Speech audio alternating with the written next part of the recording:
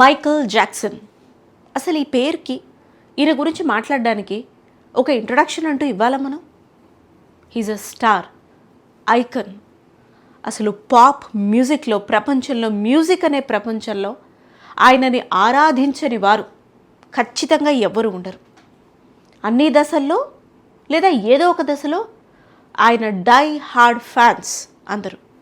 ఆయన డాన్స్ మూవ్స్కి, పాటలకి, ఇప్పటికీ వింటున్నా కూడా గూస్ బంప్స్ కలిగించేటటువంటి ఆ మ్యూజిక్కి ఎవరు ఫ్యాన్స్ కాదు.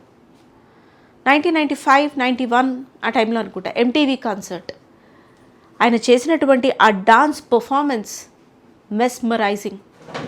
అసలు స్టేజ్ మీద ఆయన ఎంట్రీ ఇచ్చి అలా నుంచున్నాడు ఒక ఐకన్. ఎస్, తర్వాత ఆ స్టాచ్యూ, ఆ ఫోర్స్కి సంబంధించిన స్టాచ్యూస్ కూడా వచ్చాయి. కానీ అట్లా నుంచున్నప్పుడు వందలాది మంది పాస్అవుట్ అయిపోయారు. Out of joy, out of immense joy. అసలు ఇంకా ఈ ఎక్స్ప్రెషన్ని వర్ణించడానికి they are no words. I am following short of words.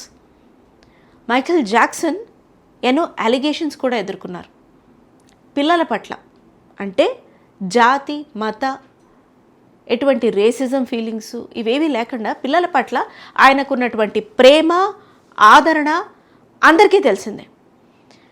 Neverland అని చెప్పి ఒక ప్రదేశంలో థౌజండ్స్ అండ్ థౌజండ్స్ ఆఫ్ కిడ్స్ని ఆయన ప్రొటెక్ట్ చేసేవారు. అసలు ఆయన మానవత్వానికి, ఆయన క్యారెక్టర్కి, ఆయన హెల్పింగ్ నేచర్కి కూడా ఫ్యాన్స్, ఇవన్నీ కలుపుకునే ఫ్యాన్స్ అందరూ. అయితే మీడియా ఒకానొక దశలో విపరీతంగా మైకేల్ జాక్సన్ని క్వశ్చన్ చేశారు. డైరెక్ట్గా ఎన్నో ఇంటర్వ్యూస్లో కూడా క్వశ్చన్ చేశారు. ఈ అలిగేషన్స్ వచ్చాయి మీ మీద that you are abusing child. Boys like 13, 12, 14 years old boys మీ రూమ్లో పడుకుంటున్నారు, అక్కడ ఉన్నారు మీతో పక్కనే. What why you doing with them? ఇలా చాలా అలిగేషన్స్ వచ్చాయి. అవి వాస్తవాలుగా అప్పుడు పరిగణించబడ్డాయి. కానీ Michael Jackson I definitely speak out on this. నాకు ఏ దాని మీద గిల్ట్ లేదు. నాకు ఓన్లీ గిల్ట్ ఏంటి అని అంటే ఈ విషయాలను నేను చెప్పలేకపోతున్నాను. నా మీద వచ్చిన అలిగేషన్స్కి నాకు ఎటువంటి గిల్ట్ లేదు. But then I'm protecting innocence, I'm protecting children. నాకు పిల్లలంటే అమితమైన ప్రేమ.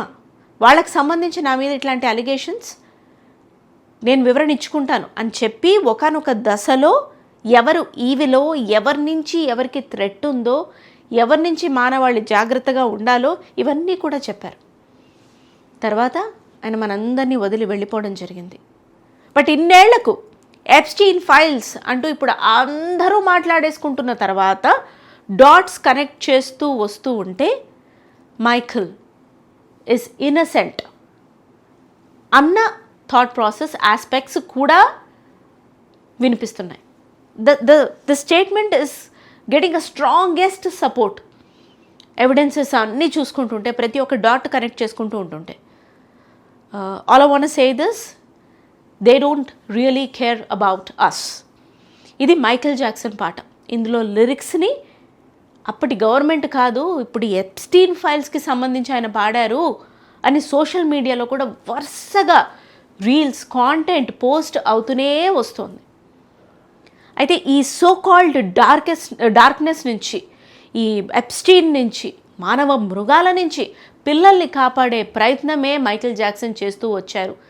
హీఈస్ అ ట్రూ ఐకన్ అని.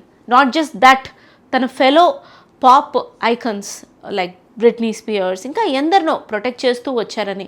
బ్రిట్నీ స్పియర్స్కి ఒకానొక దశలో తన ఫాదర్ నుంచే ఫ్రీడమ్కి సంబంధించి విపరీతమైన కంట్రోల్ ఉండేదని, దీనికి మైకేల్ చేసినటువంటి హెల్ప్ అనిర్వచనీయమైనది అంటూ కూడా ఇప్పుడు స్టేట్మెంట్స్ ఇప్పుడు బయటకు వస్తున్నాయి. మరొక రీల్ కూడా ఇప్పుడు వైరల్ అవుతోంది. ఆ రీల్లో కాంటెంట్ ఏంటి అని అంటే మైకేల్ జాక్సన్కి సంబంధించి ఆయన biography, everything that from his beginning to his rise to all these issues. ఈ బయోగ్రఫీ April 24th, 2026న రిలీజ్ అవ్వబోతోంది. You will get to know the truth అని కూడా వివరణ వస్తోంది ప్రస్తుతానికి. If late, yes, but truth never dies. Some day or the other, మంచైనా చెడైనా, ఫర్ అయినా అగెయిన్స్ట్ అయినా, నిజం అనేది బయటకు వస్తుంది అని అనిపిస్తూ ఉంటుంది ఇట్లాంటివన్నీ చూస్తున్నప్పుడు మీరేమంటారు? తప్పకుండా కమెంట్ చేయండి. Thank you for watching.